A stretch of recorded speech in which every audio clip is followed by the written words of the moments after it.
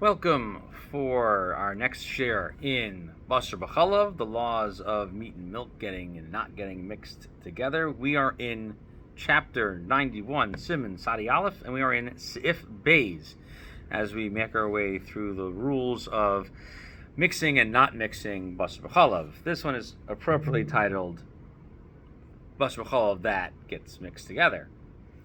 So, what we're going to find out here is that we're not going to try to get them to touch each other.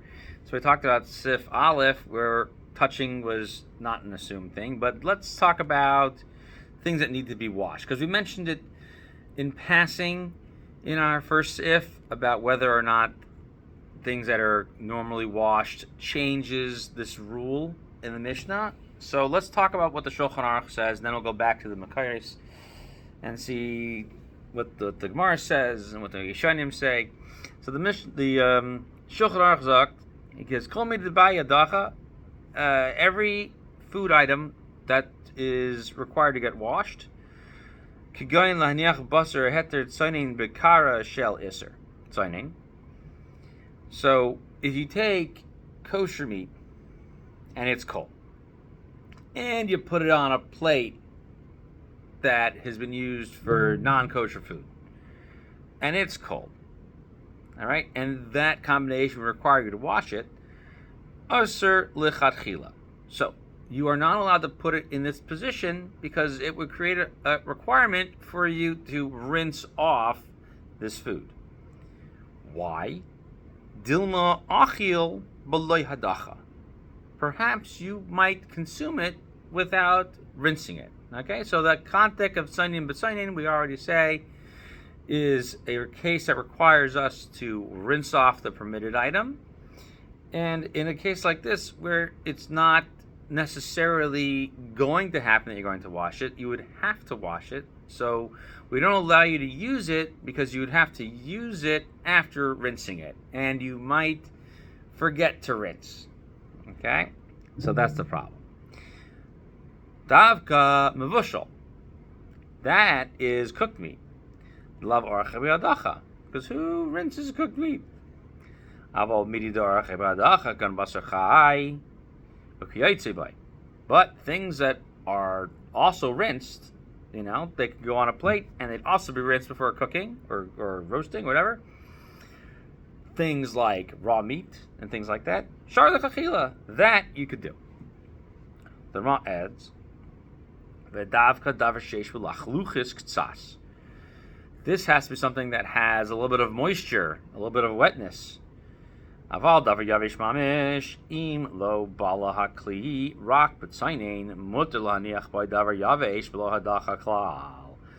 if it's dry, okay? I'm sorry.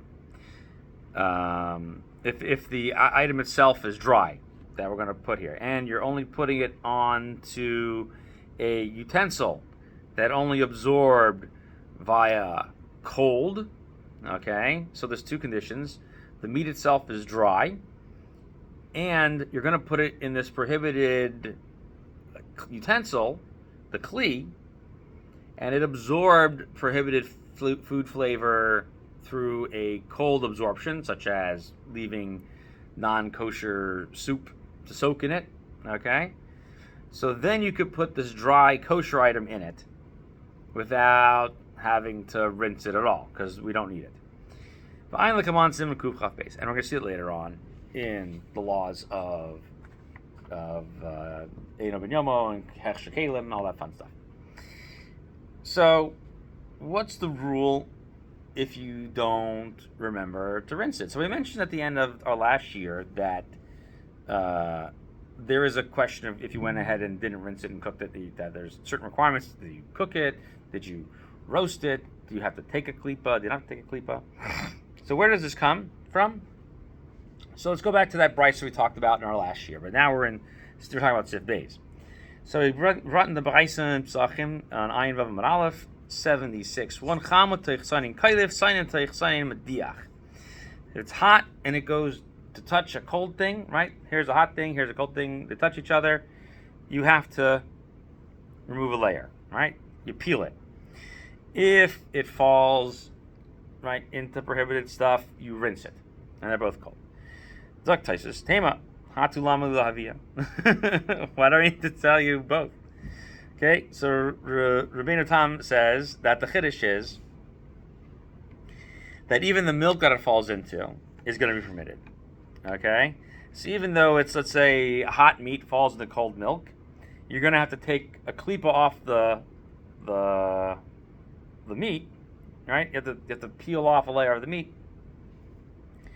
But the chiddush is that the milk, where you can't take a klipa, you can't peel it. It's mutter. It's permitted. Okay, so there you go.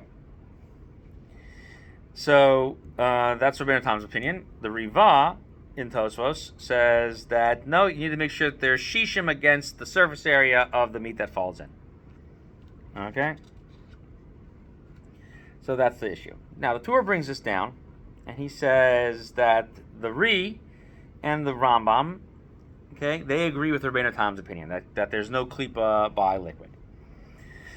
And the Isser V'Heter brought in the Darkei Moshe, he agrees with that statement as well. Okay? So, what about this Riva? So the Pri Megadim over here on the Shach Yud, okay, and him and the Chavas Das, they both say that you don't have, 60 times against what you can see that fell in there. Okay? And apparently there's a Rosh in the Rashba on the Torah Sabayis. He says that you should always assume that it's mutter as long as you don't see a lot of the meat in the milk itself when it lands in there. Okay, so even though it was hot when it went in, you're just not going to transfer that much flavor. The Taz and the Shach have opinions here. So there's a Shach that actually isn't here. It's actually back in Hilchos Melicha, and that when you are doing roasting or salting, okay, and you have something where it's the klipa is absorbed a little bit into the surface of it, the surface that absorbs it, that klipa itself, is not automatically batal b'shishim.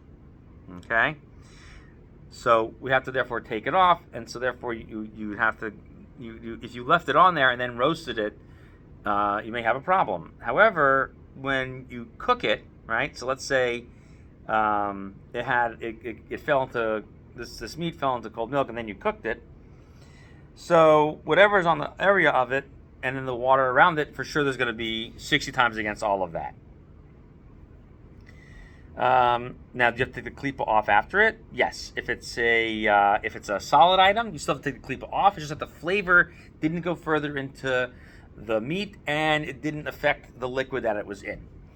But in a case of where you've roasted it or salted it after that, you'd have to fix that some more. Okay. So that's kind of an all over the place thing. Okay. So that's some of the things over here that we see in the Brisa that would make sense. The Taz says further that the utensil we're talking about over here, in this case, this is in Sifkat and Galad. This plate that's Isser is clean. Otherwise, it absorbed prohibited flavors, but it's clean.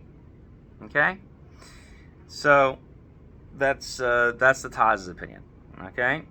However, you still need to rinse it off. He says, because he says previously also, in the previous sif, he said that it had to be assumed like a knife, it's dirty. And he brings his proofs over there. And so therefore, that's why you have to go ahead and rinse it off. And he also says that by klipa as well, that's why you have to be careful, because even if it's clean, it still may need a klipa when it touches it when it's hot. Okay? Let's see. Again, so if you didn't rinse it off and you went ahead and soaked it, or not soaked it, but salted it or roasted it, you're going to have to, the klipa is going to have to be removed. And if you cook it with that prohibited klipa on the top of it, it's permitted. And with rinsing, so, so in that case, we're not going to be strict, even though there seems to be this Riva. So, the Riva, he's there, but he's not there. All right.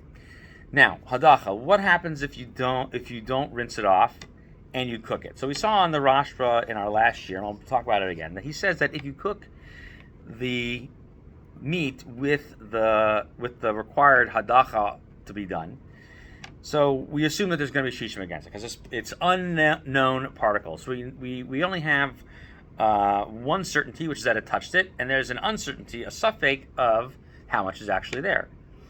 Okay, and the Chachmas Adam is kind enough to say that should be the final halacha. He brings that in Klal Mem Beis. Okay, he says, however, is that you don't see something there, right? You weren't. It wasn't how much it was there. He doesn't actually take. He passes like the Rashba, but not for the same reasons as the Rashba. So that's just an important difference to make. So if you were making your own argument, you should know that he's basically saying that you didn't see how much was actually there, and so therefore we're making an argument that since by klipa and b'diavad would be mutter, by hadacha would be the same thing. Okay.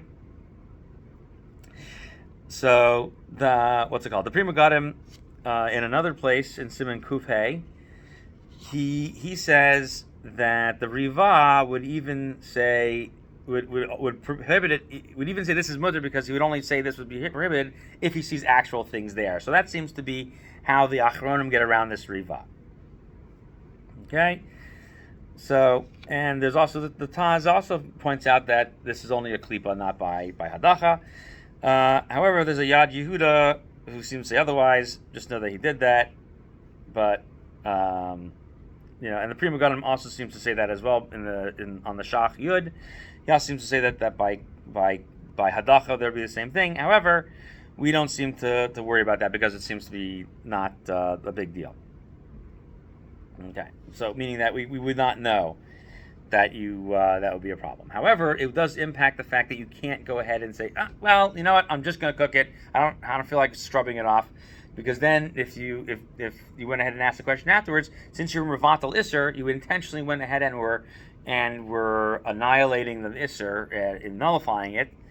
That would actually be a problem, and so then that would actually make it prohibited. So you were told by the Talmud to rinse it, and you violated that rule. That's called bittul iser lechachila. And you're not allowed to nullify prohibited substances when you know that you can correct it in other ways. Okay, so we mentioned about salting it and roasting it. So what happens what do we do in those cases when we didn't rinse it and then we went ahead and salted it and roasted it? Okay, so by basar v'chalav, when they touch each other, so they're always going to need to be rinsed off. And you can't go ahead and move on without finding some water and cleaning it off. Okay? So if you don't rinse it off, and then you go ahead and salt it, even if it's raw meat, you're going to need to take off, even though it's permitted afterwards, you've absorbed the milk into the meat. Okay? Or the cheese into the meat. And so that no matter what you do afterwards, there's always going to be a prohibited layer that has to be removed. Okay, and that's going to be whether it's by salted or by roasting. Okay, so that's the case.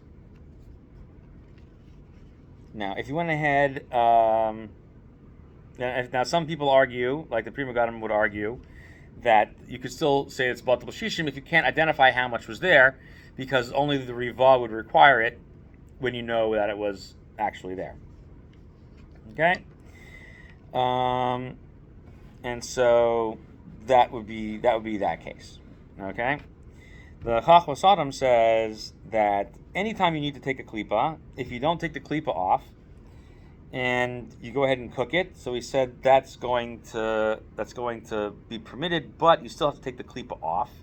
However, if after you cook it, it's not possible to go ahead and take the klipa off, and you're going to lose the food, for that he says you could go ahead and rely on Rabbeinu Tam. This is again still in Siman Beis. Okay? So we'll talk more about that later on when we get to Tata Gavar later in this Siman. Okay?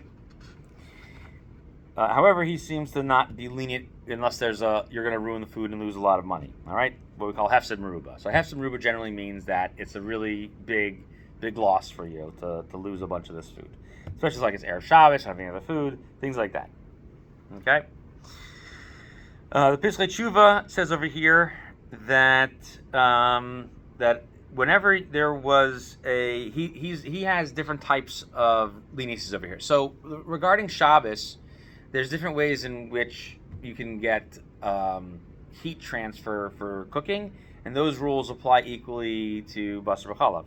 So if you had hot milk and it's pouring on top of cold meat, so there's a difference between whether the klipa is required because it's you actually cook the klipa and the Torah prohibits it as Basar B'chalav, or if it's a stringency. So if you're pouring from a hot kli rishon, a hot, right? So you boil milk and you pour it over cold meat, okay, and it's raw meat.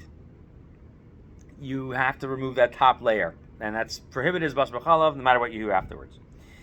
And you're going to need 60 times against that. However, if it was like, if you're pouring it and it's intermittent and it's just splashing, then you could be lenient and say, well, maybe it didn't cook it, and if it did, maybe it's batel b'shishim. But again, they only like to rely on that stuff for hefsed meruba. Okay, so that's another thing. All right, so for permission of things that would be required to be rinsed when they come in contact. So the Talmud says that two things that are not allowed to be cooked together, if they come in contact, you have to rinse them. You can't put them in contact. And here we're talking about putting something permitted onto a prohibited a prohibited plate. Bleh. A prohibited plate. Okay? So the Torah quotes the Bala Itur, and he says that things that you're required to rinse off, like putting permitted cold meat onto a prohibited cold plate, okay, you can't do that because maybe you'll eat it without rinsing it, and you're not allowed to do that, okay, unless you're going to actually rinse it. So that Torah, the name of Bala Itur, is the source of the halacha. Almost the language almost exactly goes into the Beis Yosef in this case.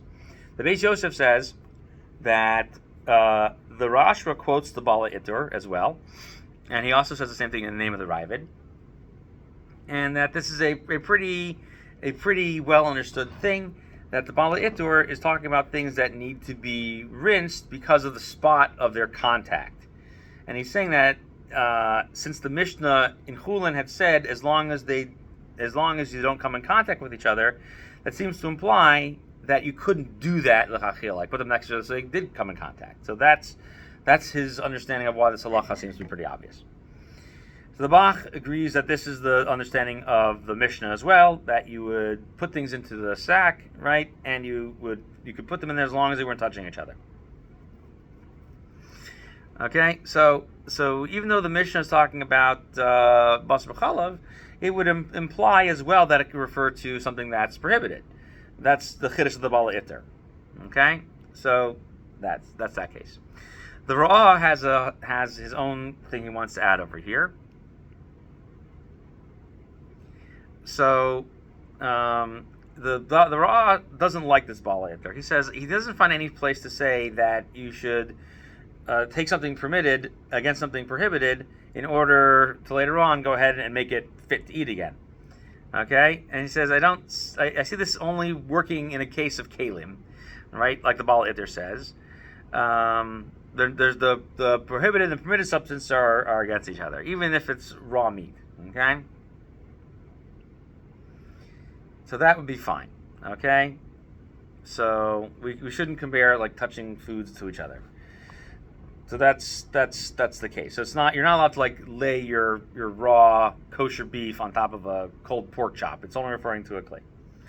Rabbi Akiva Eiger sees this Ra'ah, and he says, by two types of food you're not allowed to do that.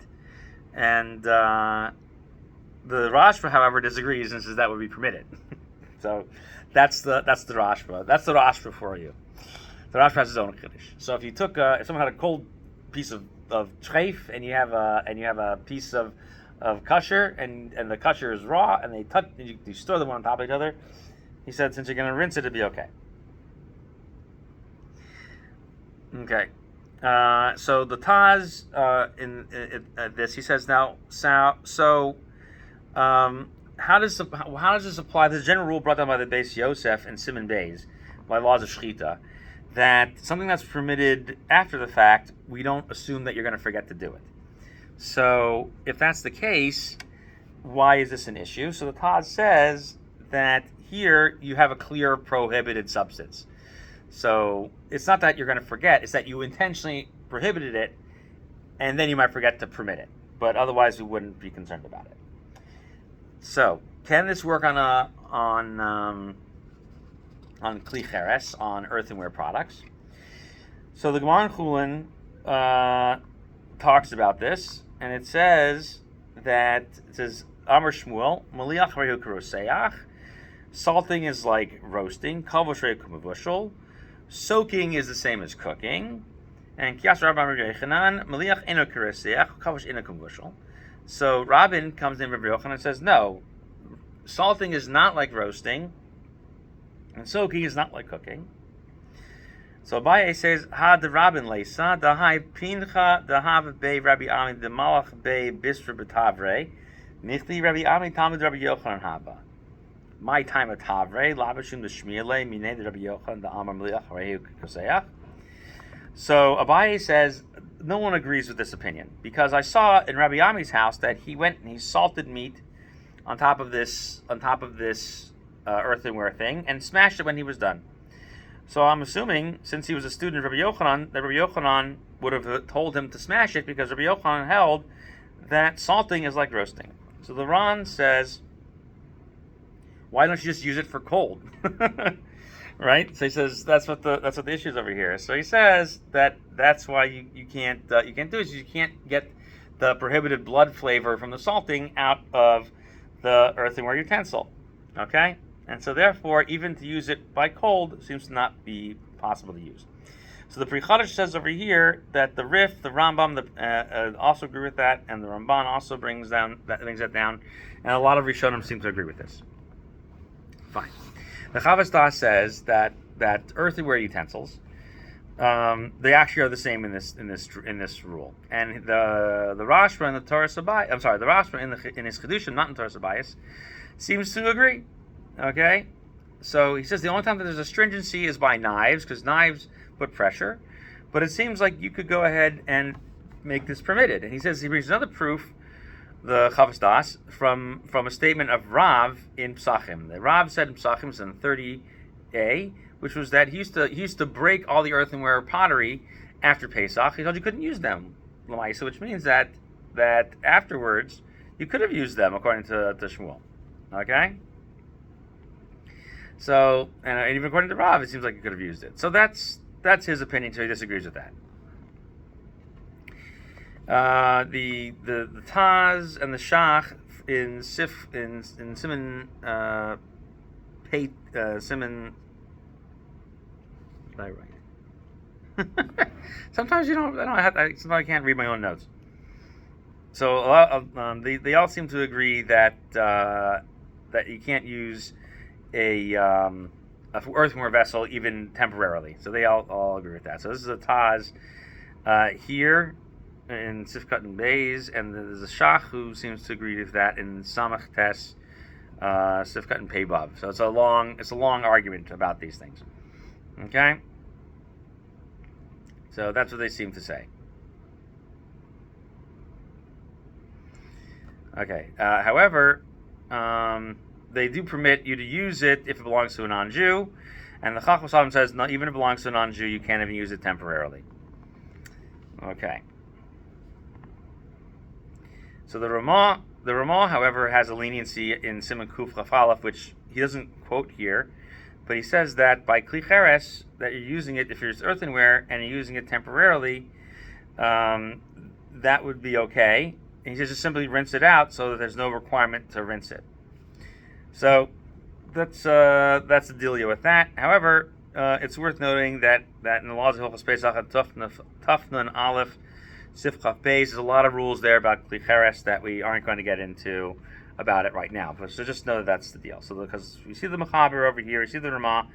So the Mechaber says that all things that need to be rinsed.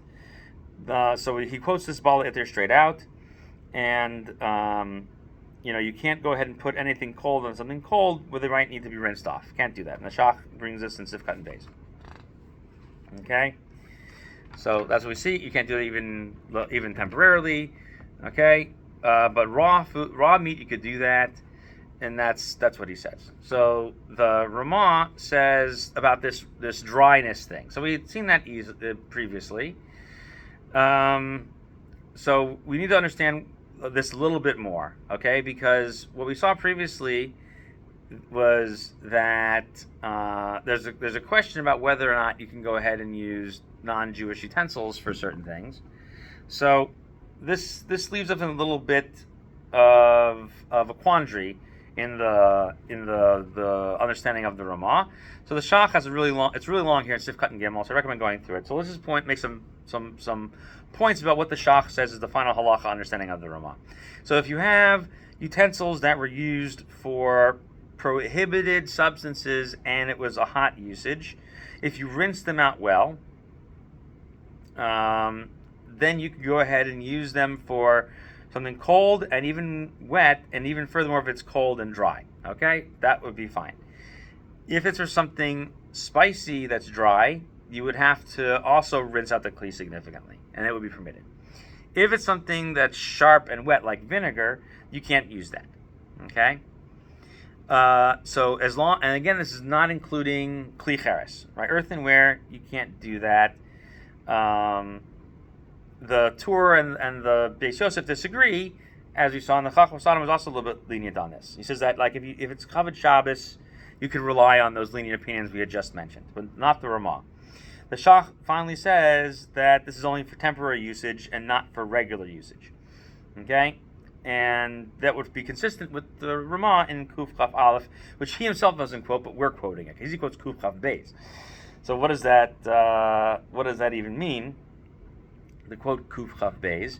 So what it means is that if it's a food, it's something that's dry and cold, then you can go ahead and put it into the kli without rinsing it. Okay?